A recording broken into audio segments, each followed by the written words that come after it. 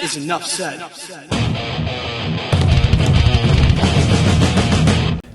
Happy Saturday, Heat Nation. Your boy Ernest here, back with another Miami Heat Talk video.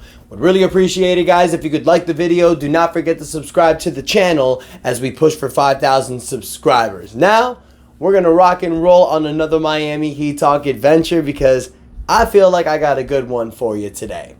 I know that in the Miami Heat community, a lot of us have to talk about the typical topics. You know, Josh Christopher signs a two-way deal. You got to post a video on that. You know, who's going to get the final two-way contract? That's another topic. But today, I want to talk about something a little bit different. Because I try to go outside the box whenever I can. And I've been doing some research, you guys, for this Miami Heat team, looking at salary cap numbers. I love numbers. I love looking at numbers. And I feel this Miami Heat front office, even though they take some flack about not making moves, Andy Ellsberg is one of the best numbers guys in the NBA. And I like to look and see what we have planned. And when I looked at these numbers, you guys, I had to post a video and talk to you guys about it. Get your opinion on it. So I hope you enjoy this one. Now, we know that this upcoming season is the make it or break it year for the Miami Heat. This whole run it back, this whole we like our team mentality, it's going to come to an end. Jimmy Butler's turning 35. He's on a contract year. Tyler Hero has been injury prone season after season. Tyler Hero has 3 more years left in his contract. So there's nothing really you can do there. So right now, you're looking to see what this team can do. Now, yesterday, I guess you can call it a part 1 technically, but I posted a video talking about, is this Duncan Robinson's last year with the Miami Heat? And the reason why I posted that video and the reason why I came up with that subject was because this is the last year where Duncan's contract is fully guaranteed. As of the 25-26 season, Duncan Robinson's contract becomes partially guaranteed at only $9.8 million. So the Heat can release him and save some money. But then I started looking at some other numbers, you guys. And it looks like the Miami Heat may have a plan coming up that we haven't realized. And if you guys don't remember, we've done something like this before.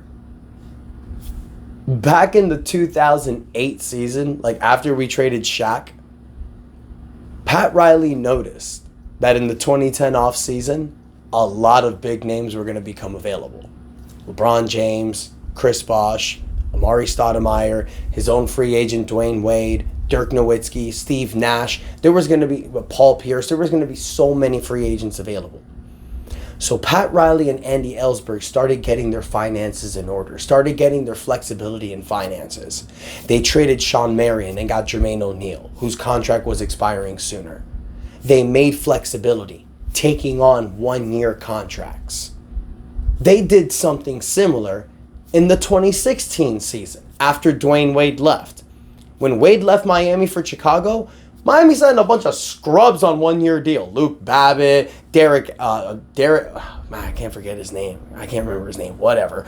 Dion Waiters, James Johnson. You know, there were so many guys you signed on a 1-year contract. And the point of that was because there was going to be the salary spike for the new TV deal in 2016. So you were going to get a larger contract. The Heat were doing that to go after Kevin Durant. Didn't work, but they tried. But when you look at the numbers moving on after this season, you guys, I feel like the Miami Heat's doing something similar. Let me bring this up. So I'm looking at the numbers now. Right now, the Miami Heat are $2 million under the second apron for 2025. But after the 2025 season, there's 3 contracts I want to bring up. You have Jimmy Butler, who's going to make $52 million. That's a player option. He will opt out of that contract. So you go from $2 million under the second apron. Once Jimmy opts out, you are knocked down. Like, you are under the max. You know what I mean? You can make a signing. You can re-sign Jimmy Butler, or you can go out there and get somebody else. You're no longer an apron team. You're no longer hampered. You don't have these restrictions. Duncan Robinson's contract. If you release him, that's taking another $10 million off your salary cap. He's making $19.8 million. If you release him, you only have to pay him $9.8 for the season. So that gives you more flexibility. Terry Rozier, who will be making $26 million in the 2026 season. That will be his final year under contract. And as we all know, players on expiring contracts are sweeties of a deal. So in the 2025 offseason, which is next offseason, if the Miami Heat see that this team don't have it anymore, if the Miami Heat lose in the first round, become another play-in team, I want to explain to you guys and have you guys understand the amount of flexibility that we may have moving forward. Because if Jimmy Butler opts out and you say goodbye to Jimmy Butler, which honestly I don't want to do. Jimmy Butler is Miami Heat culture bread and buttered. But the last few years hasn't really been that way, especially in the regular season. We need to see what Jimmy does this year. I'd love Jimmy to stay. But you got to give it to us in the regular season, bro. So that's another conversation for another day. But think about this, you guys. If we see that this team cannot do it, Jimmy opts out, you possibly maybe trade Duncan. Get the full contract off your book so another team can have that flexibility to release him if they like. It's the final year of a contract.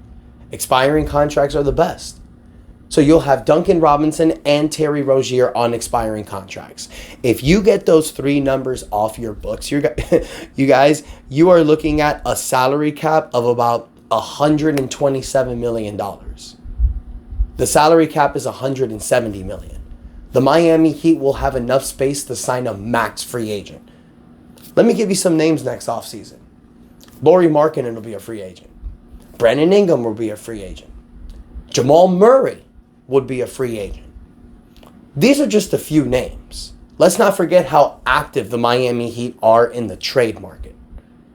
De'Aaron Fox is disgruntled in Sacramento. I mean, they just got DeMar DeRozan, so I'm sure everything's peaches over there. But you never know. He hasn't signed that extension.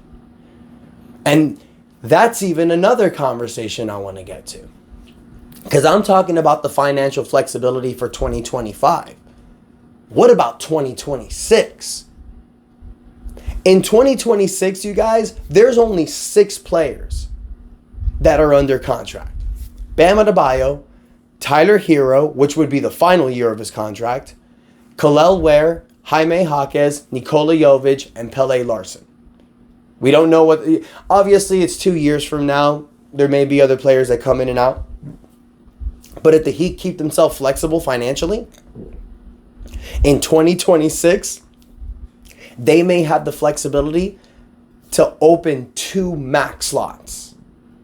And guys, in 2026, you have dudes like Steph Curry, that's a free agent. I mean, I know he'll be up there in age, but Steph Curry will be a free agent.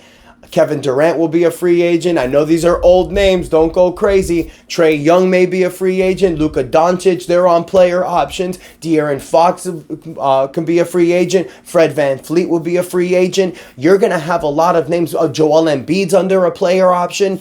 Damian Lillard's under a player option. I know some of these names are crazy old players by that point, 37, 38, but I'm letting you know, guys, that in 2026, there's going to be so much flexibility, even some younger players. I've mentioned Luka Doncic before. De'Aaron Fox. You know, you're going to have some flexibility to get players in 2026, and you're only going to have $84 million in cap. So that means you're going to have $86 million in cap space for 2026 if you keep things the way that they are. So yes, I believe this Miami Heat team can win a 2025 championship. With Tyler Hero, Terry Rozier, Jimmy Butler, Bam Adebayo coming back from Team USA, with everybody else with them, if fully healthy, like I've pleaded for years, If the LeBron curse can go away, this Miami Heat team can do it. But if they can't, I wanted to give you guys this video to let you know that we're going to be just fine. Because sometimes you have to have silver years to get some gold years. We experienced it in 2008, 2009. Those teams were fun. Dwayne Wade dominating the NBA, playing MVP level. But what did it get you? A 4th and a 5th seed and a quick early first round exit. You did that to get yourself in financial flexibility to attack in the 2010 free agency market, which we hit a home run. Now, today and days, you guys, a lot of times it's not about free agency. A lot of times if players don't sign contract extensions, they will get traded. But we know that the Heat will have financial flexibility after next season to make some trades. So I want to hear from you, Heat Nation. What do you guys think about this? Do you think that the Miami Heat are going to make a splash in the Bam Adebayo build after Jimmy Butler gets out of here? Look at the flexibility that I gave you guys. What do you think about these numbers? Do you think that the Heat are going to hit a home run like they've done in the past? Or do you think that we're just basically going to stay in mediocrity? Let me know what you think in the comments, guys. Don't forget to like the video and subscribe to the channel. We are pushing to 5,000 subscribers. I really hope you guys appreciated the video. It's something different I wanted to do. Love y'all. Enjoy your Saturday. Hope you guys have a beautiful weekend. And that is enough said. Yeah, buddy. Let's go.